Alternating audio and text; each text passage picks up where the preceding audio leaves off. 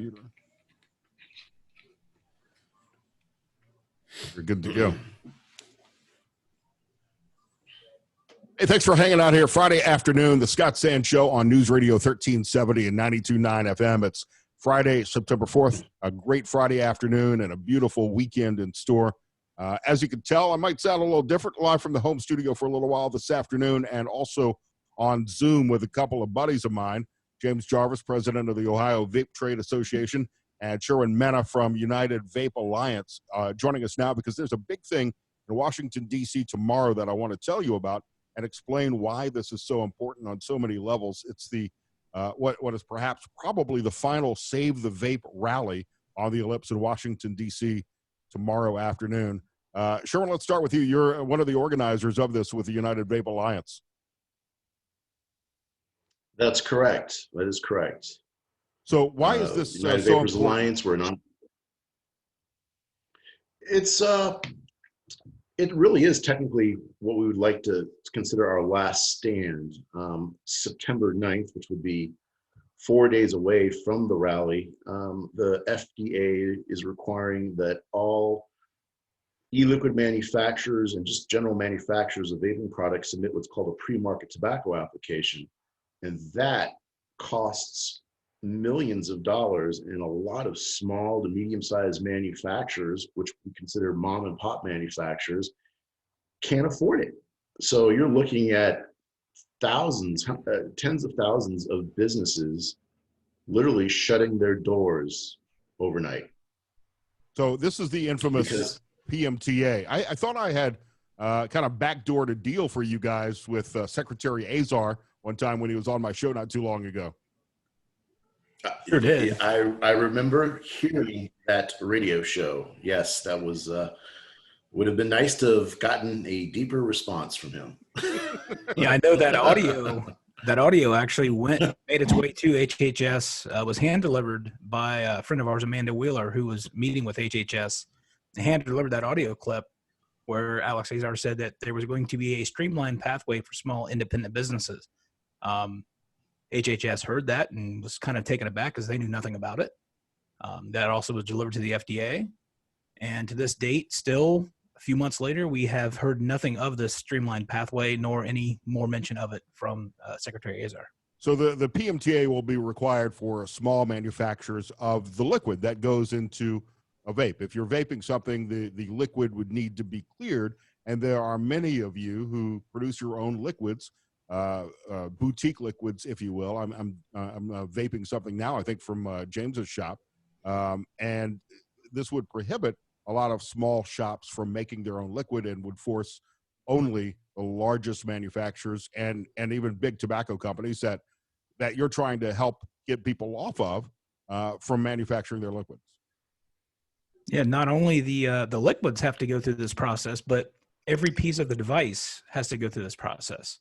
So all the manufacturers of the devices, the batteries, the coils, the tanks, the mouthpieces, everything has to go through this process. So you're going to see a real backwards movement from the technology aspect, because if these companies don't submit and go through this process, there won't be as much hardware on the market either. And this is going to have a huge economic impact. And first of all, this really seems counterintuitive to what President Trump has tried to do for the past 3.5 years, streamlining the regulatory process for small businesses, cutting a lot of the red tape out of doing business. This seems to be making it more difficult for small businesses instead of easier, which, in my opinion, is not what this president has tried to accomplish. Right. Nationally, this is a $24 billion a year business. Just in the state of Ohio, we're over $10 million. So just imagine what impact that's going to have once this goes through. There's 6,500 jobs roughly in the state of Ohio that'll be eliminated, 650 small businesses, including manufacturers. That's just in Ohio. I mean, Sherwin may know the national numbers, but he can speak to that. Yeah, and that's one of the main reasons why that's one of the main reasons we are having this rally, is we really need to go ahead and bring recognition and awareness to the White House as to what this issue truly is. Last year, we had a rally. We got the president's attention, we got his ear, and we were able to actually be at a table and have a very meaningful discussions that we would like to continue as well. But this is Washington. This is an election year. And the powers that be need to understand that you are talking about one of the most important voting blocks in the history of elections. We are 13 million strong, plus friends, plus families. A majority of us are single issue voters because many of us understand that this is our lives that we're dealing with. This is a less harmful alternative to cigarettes. If you go ahead and limit that freedom of choice for many of the consumers out there, a lot of them are going to go back to cigarettes. And people are going to be upset. Their families are going to be upset because they have seen the benefits that vaping has done for millions of cigarette smokers. We can't go forward. We need to go back, and we need to show that we vape, we vote, and we are here to stay. And I want to talk about that for just a second. We're talking with Sherwin Mena from the United Vapers Alliance, James Jarvis, president of the Ohio Vape Trade Association. For whatever reason, vaping has been lumped perceptually in with tobacco use and nicotine use, and it is nicotine. And I'm a horrible person to try to explain the benefits of vaping, but I've certainly heard the stories from the two of you and for numerous other mutual friends of ours who are in the vaping industry and whose lives have been saved by vaping. I'm a casual vapor. I'm a cigar smoker, but I've never smoked cigarettes. I kind of do this when I need or want a quick jolt of nicotine and don't have 90 minutes to sit down and smoke a nice cigar. But for so many people, vaping as a product has allowed them to kick the tobacco habit and the cigarette habit with all of its harmful additives and chemicals that are in the ordinary cigarette. As a result of everybody quitting that bad habit of cigarette smoking, now big tobacco is getting involved, and I think they're partially to blame for all of the negative publicity that vaping in general has received, because they're trying to make sure that they keep their piece of the pie for people who are addicted or want to use voluntarily nicotine.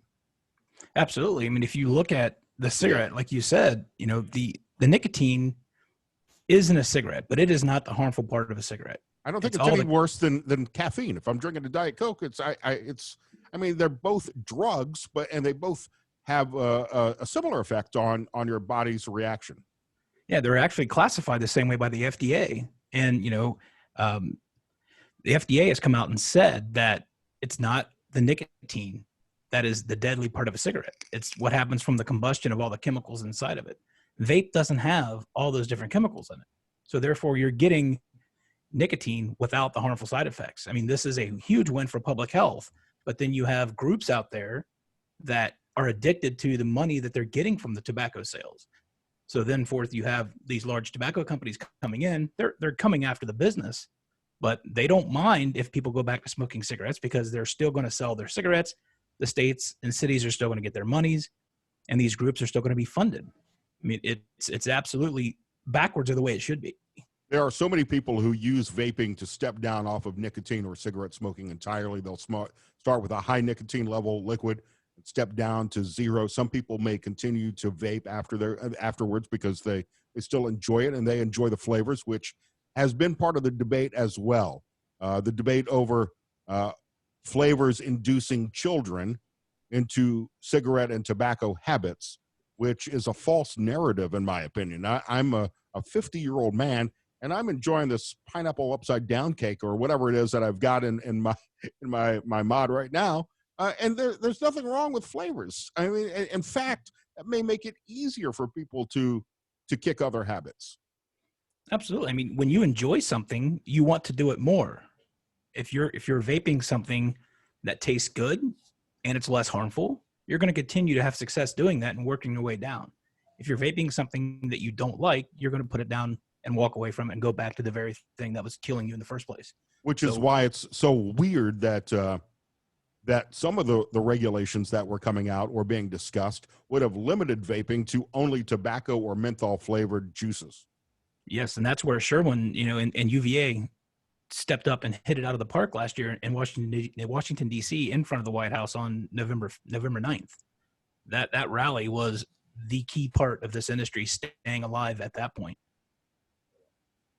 Yeah, we're looking at a federal flavor ban, or at least whispers of a federal flavor ban.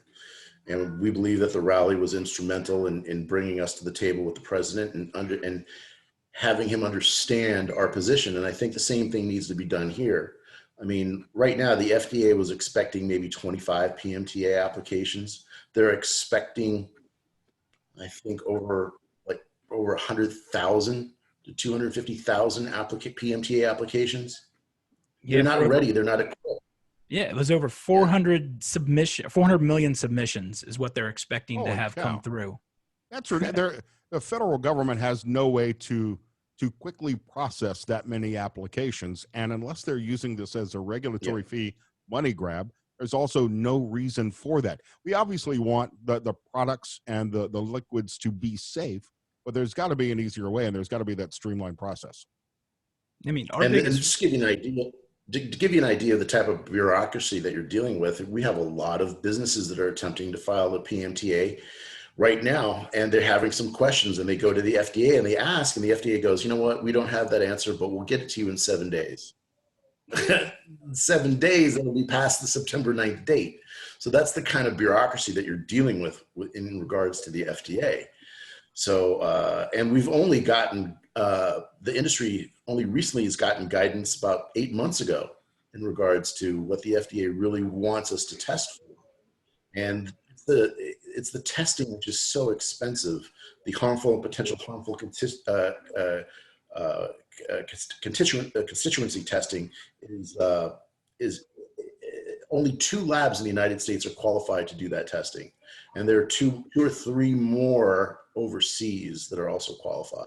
So you've got a very limited backlog of demand and a very short supply of labs that have the ability to do these types of tests. Well, it's Sherwin, just, let's talk about the testing for just a second, because for a long time on my show and Fred's show in the morning, we've talked about in many ways sarcastically that if it saves just one life, if just one child is saved. So we heard for a long time, and there are still quote unquote public service announcements running on a lot of television stations about the harmful effects of vaping. You could be inhaling metal products and byproducts and shards of glass in your lungs, or whatever they're trying to sell to keep people from vaping and remain on cigarettes, to remain on traditional combustible tobacco. And that's just not true, at least not from your reputable vape shops across Toledo, Northwest Ohio, and around the country. We're talking in many of these cases about the vaping deaths that occurred, or the deaths that were at least attributed to vaping that were the result of black market vape products, mainly related to THC vape products. Correct. And one of the things that you've got to understand is in regards to all these studies that are thrown out there, the only studies that matter are peer-reviewed studies in which other scientists have looked at the data and determined whether or not there's a certain degree of feasibility to the actual study. Everything else is paid for science. Everything else is paid for science. If you wanted to go ahead and get a doctor to go ahead and show that 3 mice can go ahead and develop a serious disease through vaping by pumping them with vaping 24/7 at the highest milligram dosage for 365 days, you're going to get that result. So please, if you look at these studies, you've got to understand, just realize that peer-reviewed studies are the only ones that really need to have serious attention.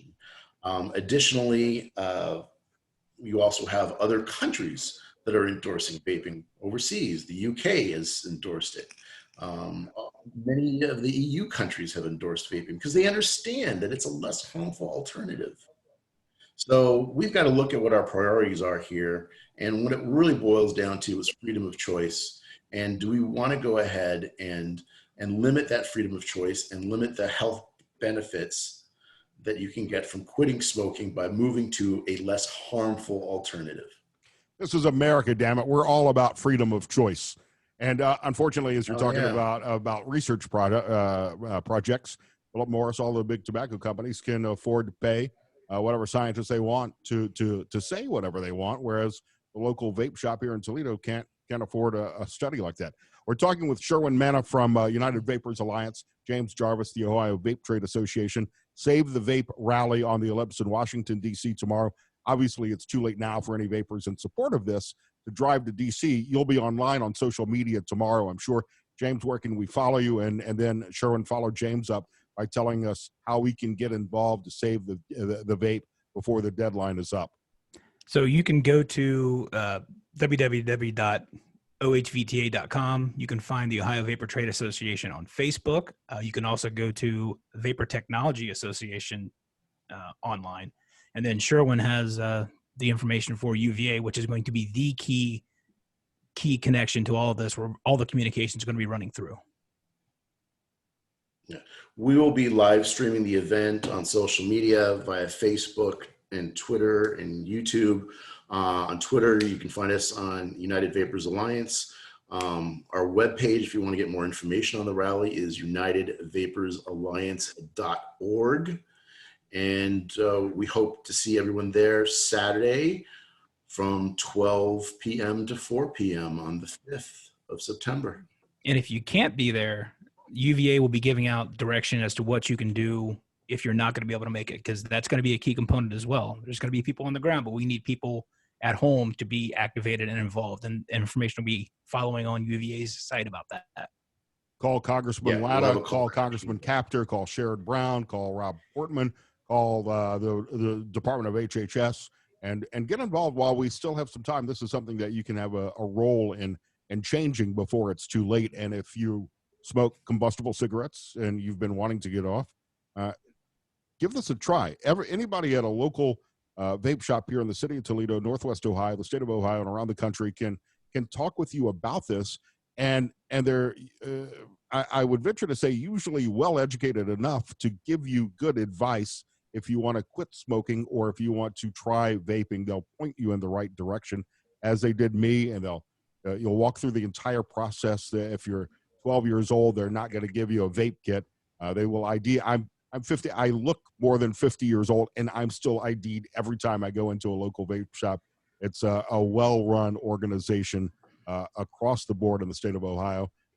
James Jarvis, Ohio Vape Trade Association, Sherwin Mena. We'll continue this conversation online on Zoom, and I'll post this shortly at WSPD.com and our Facebook page.